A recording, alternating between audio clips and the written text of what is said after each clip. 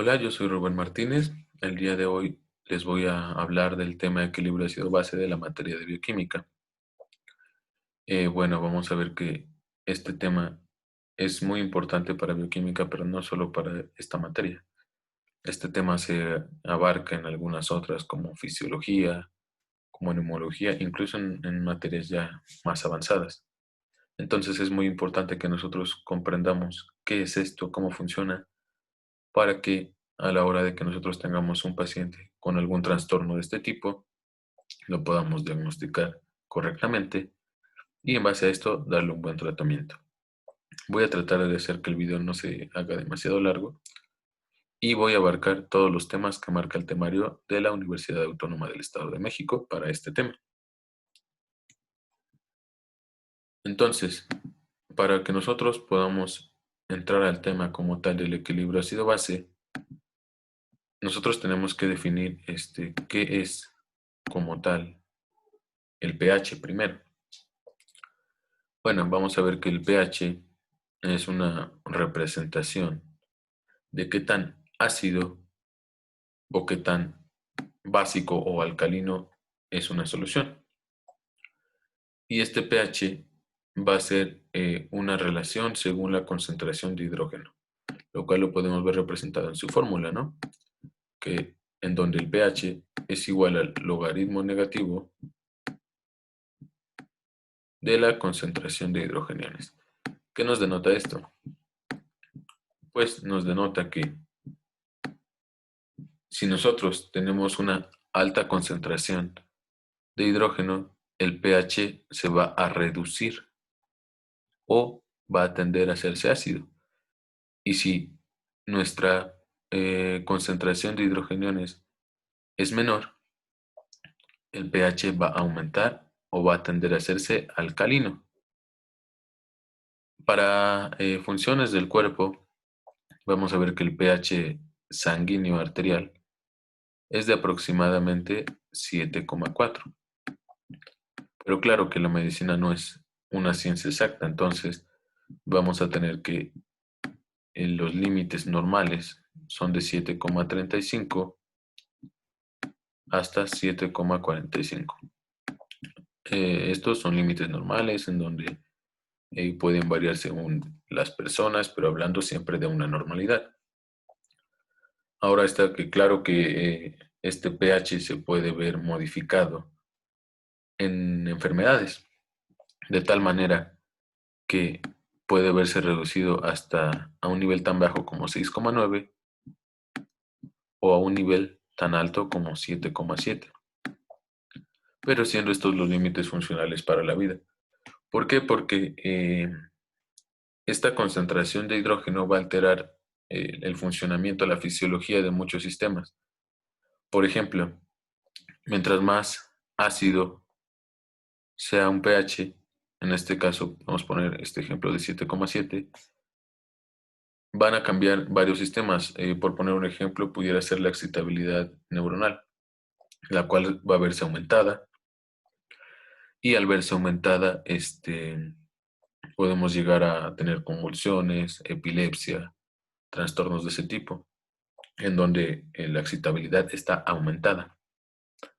Pero si el pH se reduce, en este caso, por ejemplo, a 6,9, va a ser al revés. La excitabilidad se va a disminuir tanto que podemos llegar incluso a un coma. Entonces, como les estaba diciendo, este pH va a ser la concentración de hidrogeniones. Para que nosotros podamos tener un pH promedio, se dice que la concentración de hidrogeniones es de 40 nanomoles por litro, teniendo como límites normales de 35 a 45 y teniendo como límites funcionales, en este caso en relación a estos pHs ya bastante alterados, de 20 a 120, pudiendo no reducir más allá de eso porque ya estaremos hablando de una muy gran alteración que muy seguramente nos va a llevar hacia la muerte. Entonces, eh, nosotros tenemos que saber también, perdón, de dónde es que proviene este hidrógeno, ¿no? Bueno, vamos a ver que este hidrógeno se va a producir a partir de la metabolización de los aminoácidos, principalmente los aminoácidos sulfatados, en este caso metionina, o entre algunos otros, por ejemplo la cisteína, que por cuestiones ya un poco más químicas van a ocasionar que este número de hidrógeno aumente. Es por eso que si nosotros comemos bastante más carne de lo normal, se puede ver alterado nuestro pH y disminuir, pero obviamente en una medida muy, muy baja, siempre que hablemos de una normalidad, claro. Y que en base a esta ingesta y metabolismo, se van a producir alrededor de 60 milimoles por día, lo cual es una cantidad muy elevada, ¿no? Si tomamos en consideración los 40 nanomoles que estábamos hablando hace un momento. Pero ¿qué es lo que pasa? Que esto no se va a ver reflejado como tal en un equilibrio electrolítico porque el cuerpo va a estar en constante adaptación para que no se vea modificado este número, por lo cual van a ser eliminados por vía renal, obviamente sobre todo a largo plazo, y por vía renal y por vía respiratoria. Hablando de vía respiratoria, sobre todo a corto plazo. ¿Y qué es lo que pasa? Que la vía respiratoria según el dióxido de carbono, ya que este dióxido de carbono puede alterar el equilibrio ácido-base, pero se elimina al respirar, lo cual lo podemos imaginar de esta manera, ¿no? Por aquí tenemos un vaso sanguíneo, por aquí van transitando los eritrocitos. Una vez que se produce este dióxido de carbono, va a venir, se va a fijar aquí al eritrocito. Este eritrocito lo va a combinar con agua para formar ácido carbónico. Y este ácido carbónico en el mismo eritrocito se va a volver bicarbonato y se va a volver hidrógeno. Obviamente, como les estaba diciendo, todo esto a partir de dióxido de carbono y de agua. Y esto porque por varias enzimas que tiene el eritrocito, entre ellas la anhidrasa carbónica. Pero aquí es donde estamos viendo lo que les estaba mencionando, ¿no? De que el dióxido de carbono puede alterar el equilibrio ácido-base. ¿Por qué? Porque por medio de este dióxido de carbono finalmente se va a terminar produciendo hidrógeno. Y esto, de alguna u otra manera, aporta a la concentración propia de hidrógeno en el cuerpo. Entrando un poco más al tema ya como tal, el temario abarca amortiguamiento del pH. Que bueno, el amortiguamiento es un tema muy grande de la química, no solo de la bioquímica. Pero para fines de medicina vamos a ver que una solución amortiguadora está formado por un ácido débil y su base conjugada que se une a los hidrógenos y se opone al cambio de pH. Lo cual estamos viendo aquí, ¿no? En este caso el buffer es la solución amortiguadora. ¿Qué pasa si nosotros le añadimos hidronio, por ejemplo?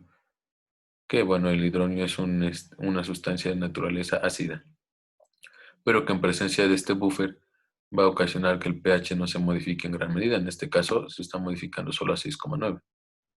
Pero ¿qué pasa si nosotros añadimos una sustancia básica? Exactamente lo opuesto. En este caso le añadimos hidroxilo, el pH sí va a aumentar, pero va a aumentar en una medida muy baja. Lo mismo es aplicable en el cuerpo, obviamente con diferentes sustancias. En este caso, en el cuerpo como tal, el amortiguador más importante del líquido extracelular es el bicarbonato. Pero claro que en este mismo líquido extracelular hay varios buffers más, como por ejemplo los fosfatos, como por ejemplo los sulfatos y por ejemplo en acidosis crónicas, sobre todo el amonio.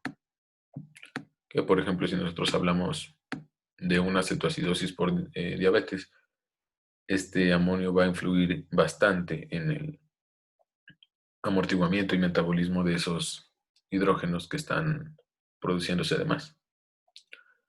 Pero bueno, el temario solo abarca el amortiguador del bicarbonato y es el que vamos a analizar. Vamos a ver que este bicarbonato se va a unir a los protones para formar ácido carbónico, que se disocia en agua y dióxido de carbono, obviamente por medio de la anhidrasa carbónica, que es exactamente lo que les estaba diciendo hace un momento, ¿no? Que les dibujé aquí. Es el bicarbonato más protones, se vuelve ácido carbónico, y este se puede disociar en agua y dióxido de carbono. Y bueno, la presencia de este amortiguador es importante porque vamos a conseguir que este exceso, en este caso de hidrógeno, sea expulsado hacia el exterior en forma de dióxido de carbono, que a fin de cuentas son factores que están muy relacionados, ¿no? Lo que es el bicarbonato, la concentración de hidrógeno y el dióxido de carbono, que vamos a ver un poco más adelante con algunas fórmulas que, que vienen en el temario que incluyen la diapositiva, en una diapositiva, perdón. Por último, de esta diapositiva vamos a ver que sí, que en el líquido extracelular son sobre todo estas sustancias, pero en el líquido intracelular, perdón, también tenemos amortiguadores. En este caso, los amortiguadores más importantes del líquido intracelular van a ser las proteínas. ¿Por qué? Porque, bueno, nosotros imaginemos que tenemos por aquí una proteína. Vamos a tener que estas proteínas, sobre todo por sus constituyentes, que son los aminoácidos, van a tener casi todas cargas negativas. ¿Y qué es lo que va a pasar? Que los hidrógenos al tener cargas positivas por medio de leyes de atracción van a venir, van a fijarse y se van a amortiguar. De hecho, esta naturaleza de las proteínas de carga negativa es aplicable para muchas otras cosas en la fisiología y bioquímica del cuerpo humano. Por ejemplo, estas más proteínas que van a estar más concentradas dentro de unas células van a evitar que, por ejemplo, venga aquí un cloro negativo y que entre, no va a entrar, sino que por la misma carga negativa que está aquí adentro va a verse expulsado hacia otro lado. Pero ¿qué es lo que pasa? Que, por ejemplo, para la producción de un potencial de acción, que venga por aquí el sodio, la naturaleza de estas proteínas y del contenido que hay además dentro de las células va a facilitar su entrada para una despolarización, aunque eso es tema para otro video. Luego, también el temario habla sobre el riñón como un órgano encargado de la excreción de hidrogeniones. Esto lo va a realizar por dos formas, ya sea por una regeneración de bicarbonato o por recuperación del bicarbonato, que son procesos similares, pero no idénticos. ¿Por qué? Porque la regeneración del bicarbonato va a ocurrir cuando esté en depresión, cuando esté reducido, y la recuperación cuando únicamente se necesite rescatarlo de la luz tubular. Esto va a ocurrir en las células tubulares renales, específicamente la excreción de hidrogeniones en las células intercaladas, de manera que van a realizar un proceso acoplado a una bomba de sodio que estamos viendo aquí. ¿Y cómo va a ocurrir esta regeneración? Por medio de dióxido de carbono.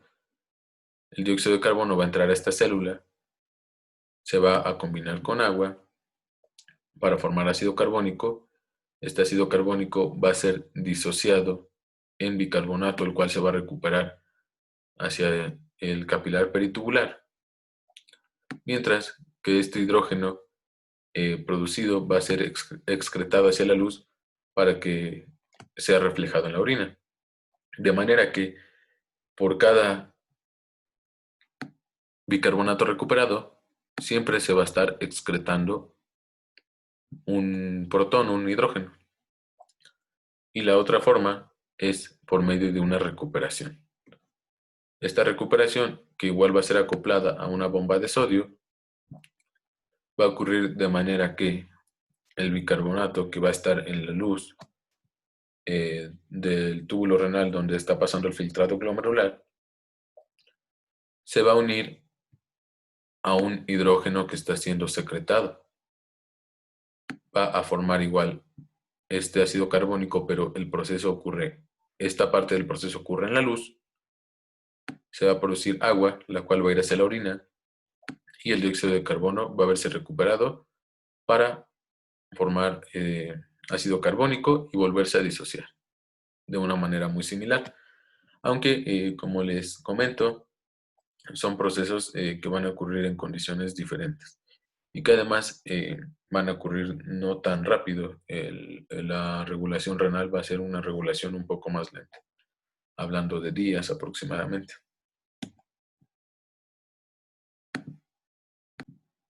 Bueno, esta es la fórmula que les decía hace un momento. Vamos a tener que, aquí está representada de manera general esta reacción, ¿no?, del equilibrio ácido-base, que nosotros la podemos llevar hacia una ley de acción de masas. ¿Por qué? Porque es una reacción reversible. En estas reacciones reversibles podemos tener un balance entre sustratos y productos, dándonos como resultado esto, que el hidrógeno es igual a la constante de disociación del ácido carbónico entre el bicarbonato. Pero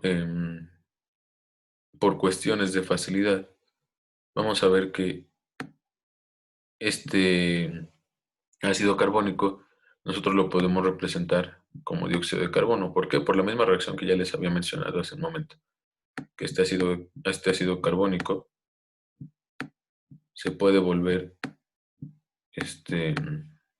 dióxido de carbono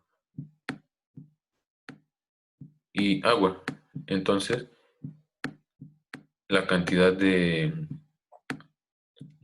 ácido carbónico va a ser igual a la cantidad de dióxido de carbono, y que además es un poco más fácil de medir. Bueno, de hecho, bastante más fácil de medir. Pero que al ser un gas, más que medir una concentración, es mucho más útil medir una presión, porque obviamente al estar dentro de los capilares, al ser un gas, va a ejercer una presión contra las paredes. Entonces podemos deducir que la cantidad de hidrógeno es proporcional a el dióxido de carbono entre el bicarbonato. ¿Qué quiere decir esto? Que el hidrógeno se va a ver aumentado por 3 razones.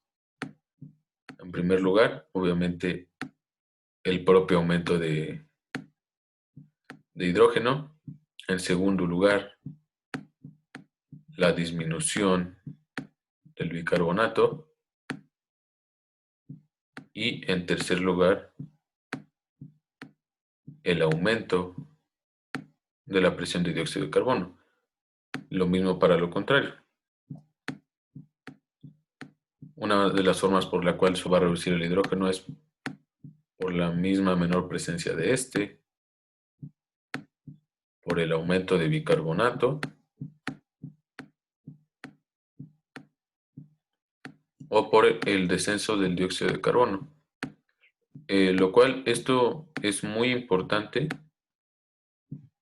porque si nosotros podemos comprender esto, vamos a poder entender, ahorita que ya veamos la parte de los trastornos, de una manera más fácil.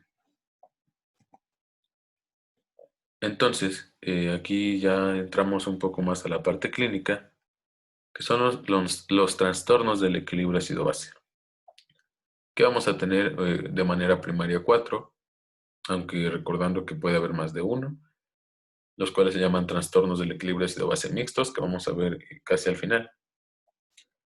Entonces, una acidosis metabólica, nosotros la vamos a ver como un descenso, o sea, de manera más clínica, un descenso del bicarbonato.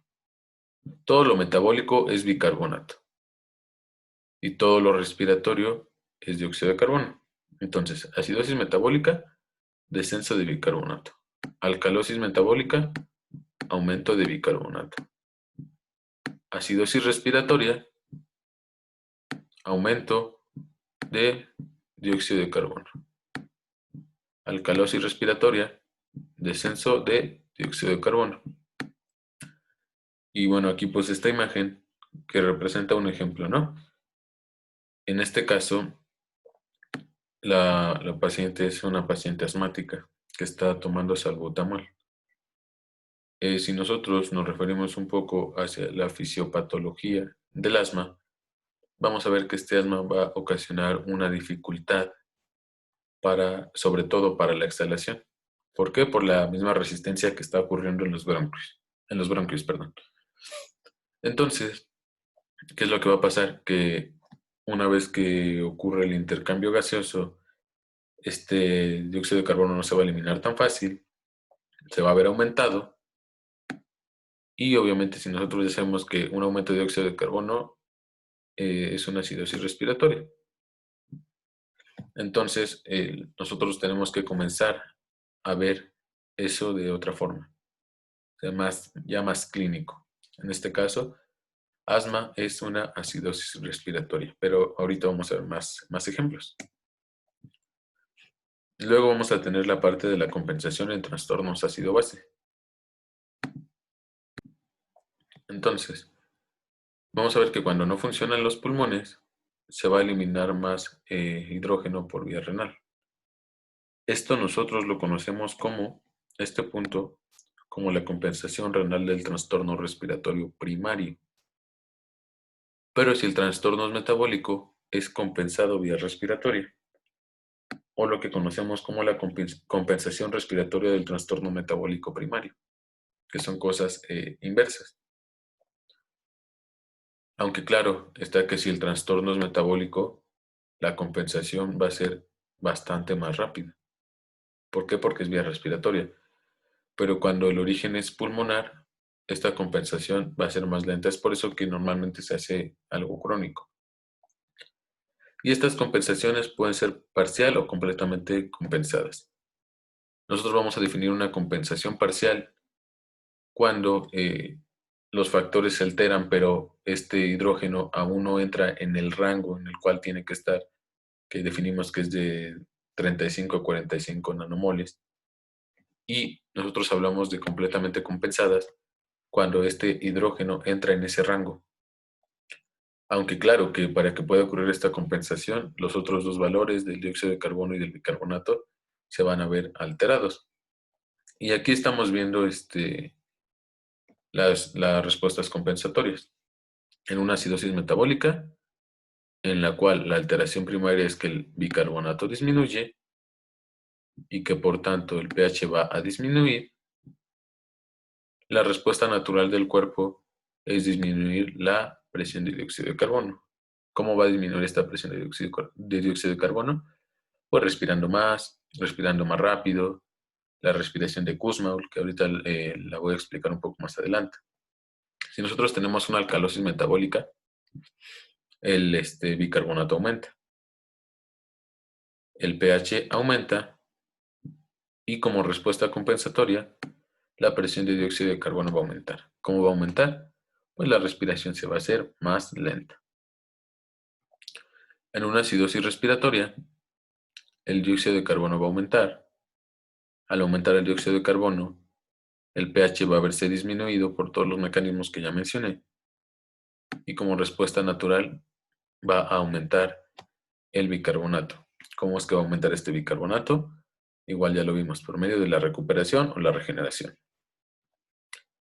En cuanto a la alcalosis respiratoria, en la cual el bicarbonato disminuye y por tanto el pH aumenta, la respuesta natural del cuerpo va a ser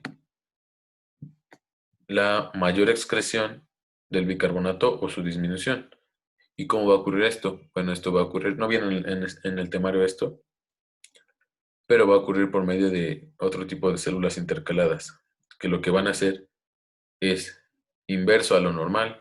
Van a, suponiendo que esta es una célula tubular renal, esta es una célula intercalada tipo 2, en la cual en vez de que el bicarbonato sea reabsorbido, como estamos en presencia de una alcalosis, para, digamos, neutralizar de cierta manera eso, los hidrógenos que están en la luz van a intercambiarse por una bomba saliendo bicarbonato. Entonces esta sería la compensación a una alcalosis respiratoria.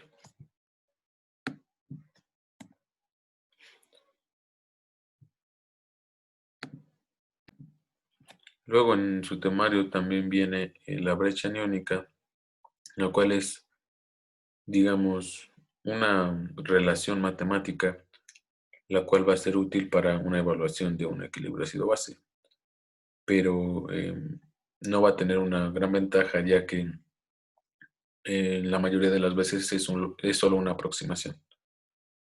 Entonces, esta brecha aniónica es la diferencia entre la suma de los dos cationes, que son sodio y potasio, aunque el potasio normalmente no se toma en cuenta, dada su concentración minúscula en el espacio extracelular. Y a esto le vamos a restar el cloro y el bicarbonato, lo cual nos va a dar valores normales. Bueno, aquí la imagen dice esto, pero según la bibliografía que estoy utilizando para explicar este tema, que es la bibliografía base como tal de la materia para este tema, es de 6 a 18. Y bueno, esto nos va a dar un valor de referencia para ver el estado ácido-base. ¿Qué es lo que pasa? Que si el bicarbonato, por ejemplo, disminuye, si el bicarbonato disminuye, la brecha aniónica va a ser mayor. Entonces nosotros ya vamos a estar hablando de una acidosis. Y pues es lo contrario también. Si el bicarbonato aumenta, la brecha va a ser menor. Entonces va a ser una alcalosis. Luego, las causas y compensación de la acidosis metabólica. Hay muchas causas. No sería imposible mencionar todas en un video así de corto. Pero bueno, aquí tenemos las principales y sobre todo las que menciona el GAU, ¿no? En primer lugar, tenemos a una enfermedad renal. ¿Por qué una enfermedad renal nos va a ocasionar una acidosis metabólica? Porque si nosotros tenemos una disfunción, ya sea a nivel filtración, a nivel reabsorción, nosotros vamos a tener una acumulación de hidrógeno. ¿Qué es lo que pasa en una cetoacidosis diabética? Bueno, pues un diabético es una persona que no responde adecuadamente a la insulina, ya sea que porque no la produce o porque tiene resistencia a ella. Entonces, ¿qué es lo que pasa? Que en una diabetes, lo que va a pasar es que no se va a utilizar a la glucosa, sino que se va a predisponer para utilizar a otras formas de energía, en este caso sobre todo las grasas. Esa es la razón por la cual los pacientes diabéticos normalmente son personas bastante más delgadas. Entonces, como vamos a ver en otro tema de bioquímica, en el metabolismo de los ácidos grasos, el uso de grasas como combustible es, digamos, bastante aceptable en la producción energética. Se producen 9 kilocalorías, pero una gran desventaja que tiene es de que cuando ocurre en gran proporción el metabolismo de los ácidos grasos, se van a producir cetonas. En este caso la acetona, el beta hidroxibutirato o ácido beta hidroxibutírico y en tercer lugar el ácido acetoacético o acetoacetato.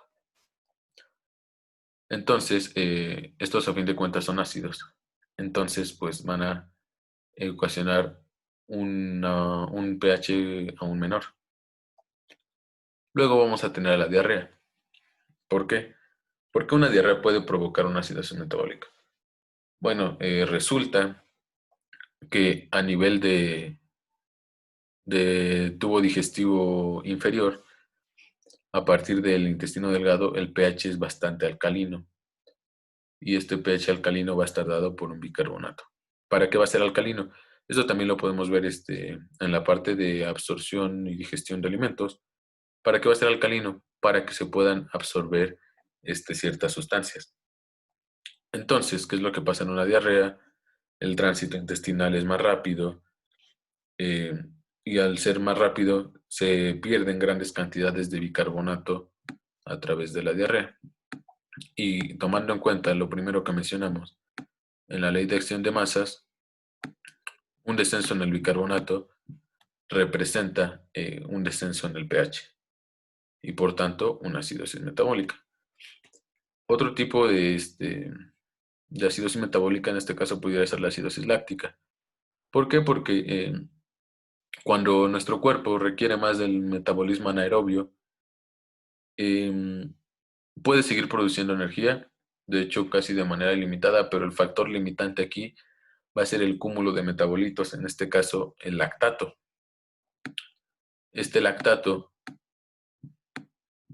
que a fin de cuentas es un ácido también, puede predisponer a esta acidosis metabólica.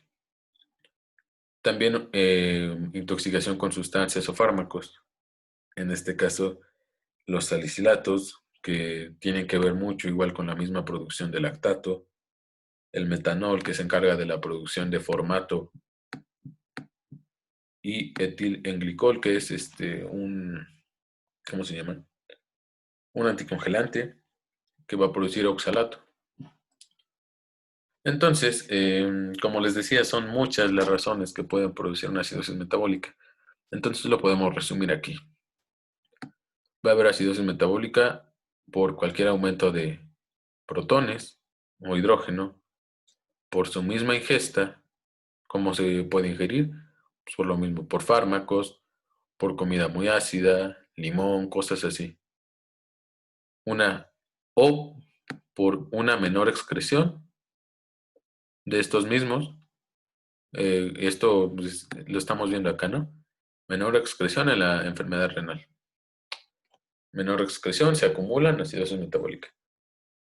Y también por la pérdida de bicarbonato. En este caso, pues el ejemplo más claro es ¿no?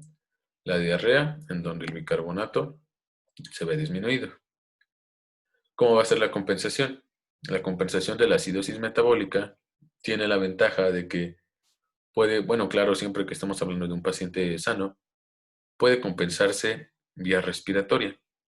¿Cómo va a ser esta compensación vía respiratoria? Por medio de una hiperventilación.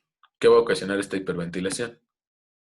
Pues un descenso en la concentración de dióxido de carbono, que en base a todas las reacciones y todo lo demás que ya vimos, a fin de cuentas va a ocasionar una estabilización del pH para que este no sea tan ácido. Y esta hiperventilación va a ocurrir por medio de la respiración de Kussmaul, que bueno, la podemos definir como una respiración rápida, entrecortada también, de manera que al disminuir la cantidad de dióxido de carbono, las reacciones de neutralización a nivel de eritrocitos y esto van a ocurrir de una manera, digamos, más adecuada. Y lo que les mencionaba al principio, ¿no? Que una acidosis puede aumentar la excitabilidad neuromuscular. Sobre todo si esta acidosis se ve acompañada, claro, de una hipercalemia. ¿Por qué? Porque, bueno, esto es fisiología, pero una mayor presencia de este potasio, suponiendo que esta es una membrana de un cardiomiocito, una mayor presencia de potasio va a despolarizar parcialmente esta membrana. Entonces, ¿qué es lo que va a pasar? Que suponiendo que tenemos una gráfica de potencial de acción aquí, si nuestro reposo está aquí normalmente para producir el potencial, si por medio de esta hipercalemia se despolariza parcialmente, es decir, que arranque como por aquí, va a ocasionar que las fases de contracción muscular sean más débiles. Entonces, la contracción cardíaca va a ser menor y al ser menor, pues nos puede predisponer a muchas enfermedades. Nos puede predisponer también a arritmias, por ejemplo. Pero bueno, esto ya es tema un poco más para otro video. Luego las causas de la alcalosis metabólica, pues son cosas, se pudiera decir, contrarias a la acidosis metabólica y que son las siguientes.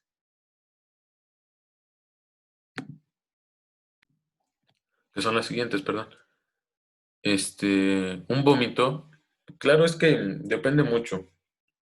Puede ser el vómito siempre y cuando el vómito no incluya sustancias ya de tracto digestivo inferior, como por ejemplo intestino delgado, porque si nosotros vomitamos cosas del intestino delgado va a resultar lo mismo, estaríamos vomitando también bicarbonato. Este vómito sería más bien sobre todo si tenemos algún tipo de estenosis pilórica, lo cual va a dificultar el reflujo de ese bicarbonato del intestino, pero sí va a facilitar la expulsión de esos hidrógenos. Obviamente el vómito estomacal es alto en hidrógenos por la presencia de ácido clorhídrico. También puede haber una alcalosis metabólica por una ingestión de álcalis. Álcalis hay muchos, por ejemplo el bicarbonato, y esta ingesta de álcalis va a reducir la proporción que hay entre un hidrógeno y entre el bicarbonato. Entonces el pH va a ser mayor. Un déficit de potasio también puede llegar a ocasionar una alcalosis metabólica, pero de una manera un poco diferente. Bueno, esto es un poco más de fisiología, pero de manera de que si nosotros tenemos un déficit de potasio por la razón que sea, dígase a lo mejor uso excesivo de diuréticos o hasta la misma poca ingesta de potasio pudiera llegar a ser. Entonces, si ocurre esto, se van a retener hidrógenos para poder compensar.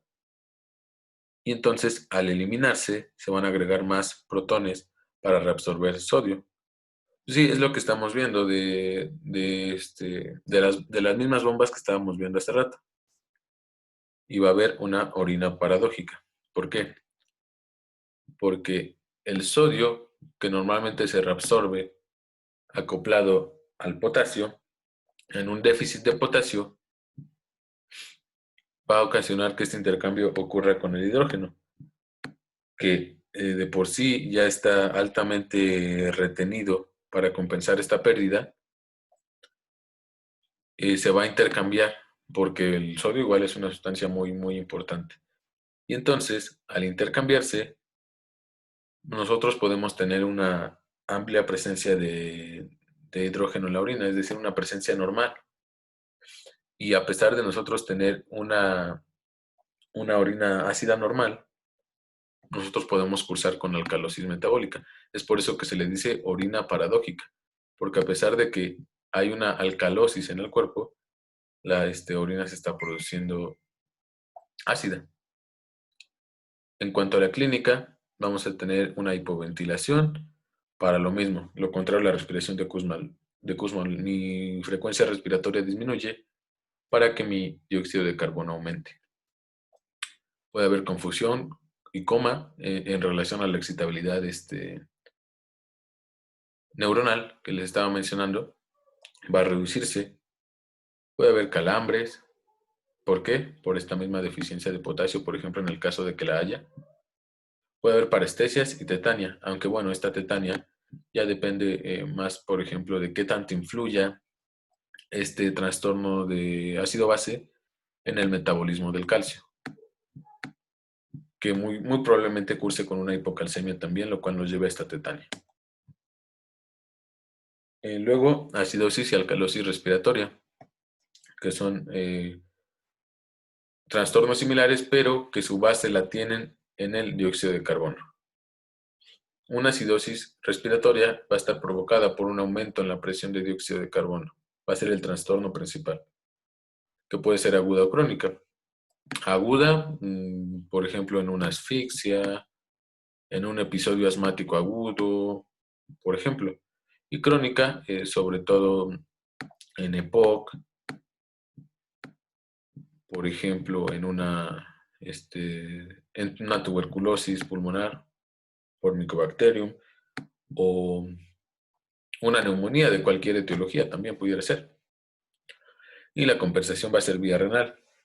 Pero ¿qué es lo que pasa? De que si la asfixia está ocurriendo, digamos, de manera muy rápida, la compensación renal no va a tener este espacio a que ocurra.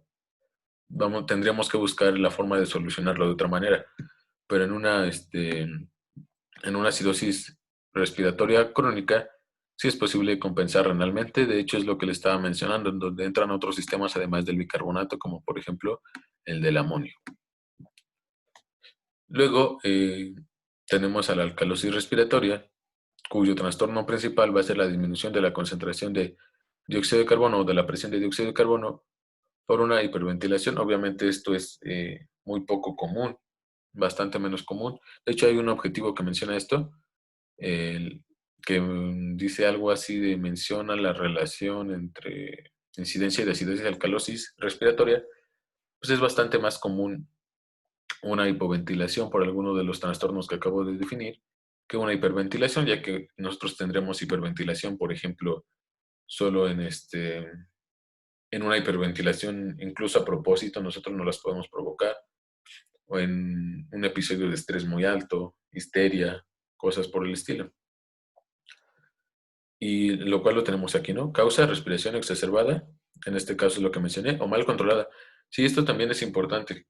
Mal controlada en el sentido de que, por ejemplo, sea un paciente eh, anestesiado, por ejemplo, si nosotros no realizamos una ventilación, ya sea por medio de una máquina de anestesia, una ventilación mecánica o incluso nosotros mismos, nosotros podemos provocarle a nuestro paciente alteraciones en este equilibrio, ya que está suprimida toda esa parte del control nervioso.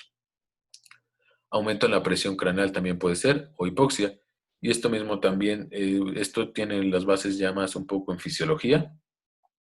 ¿Por qué? Porque en el bulbo nosotros tenemos el centro respiratorio. Entonces, si la sangre que le llega al bulbo es una sangre con poca cantidad de oxígeno, este bulbo va a emitir una señal hacia los músculos diafragmáticos, perdón, a los intercostales externos para que aumenten la velocidad de la respiración.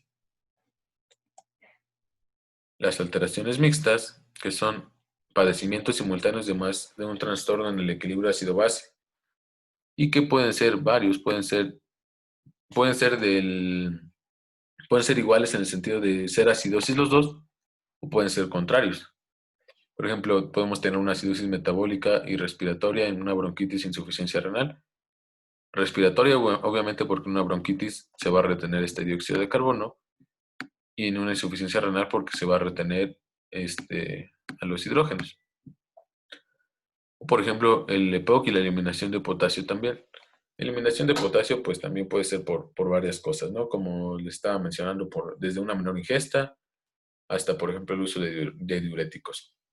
Vamos a tener una acidosis respiratoria por la EPOC y una alcalosis metabólica, que aunque puede parecerse que sean compensaciones, no lo son, porque si nosotros realizamos un estudio bioquímico, pues vamos a ver esta alteración, ¿no? En este caso vamos a poder ver el potasio muy reducido de su nivel normal de 4, por ejemplo. Y bueno, aquí incluso lo dice en la diapositiva, una alteración mixta no es lo mismo que una compensada. Pueden parecer similares, pero si nosotros realizamos un buen análisis bioquímico, nos vamos a dar cuenta siempre cuando hay una alteración mixta. Y ya por último, el tema menciona una gasometría arterial. Una gasometría arterial va a ser útil, es una medida diagnóstica para medir la cantidad de hidrógeno y la presión de dióxido de carbono, tomándose normalmente en la arteria braquial o radial para comunidad, perdón. Y se va a utilizar heparina para evitar la coagulación. Se va a obtener hidrógenos y dióxido de carbono, y de ahí se va a obtener el bicarbonato. Este bicarbonato que se va a obtener obviamente por despeje. Y aquí estamos viendo los valores normales, ¿no? El pH normal, que es de 7,4 aproximadamente. La presión de oxígeno, que es de 80 a 100. Claro, está dependiendo de que todos los sistemas fisiológicos funcionen bien, pero si en promedio es ese, incluso un poquito más alto. La presión de dióxido de carbono, que es de 35 a 45. La saturación de oxígeno, que es de 95 a 100. Aunque, bueno, aquí en el lugar en donde estamos nosotros, aquí en Toluca, la saturación puede ser un poco menor, sin ningún problema, de 93, 92 aproximadamente, por la misma altura que hay aquí. Y los valores de referencia del bicarbonato, que son de 22 a 26 aproximadamente. Bueno, eso ya es todo. Muchas gracias por ver el video y pronto subiré la parte de proteínas para bioquímica también. Gracias y hasta luego.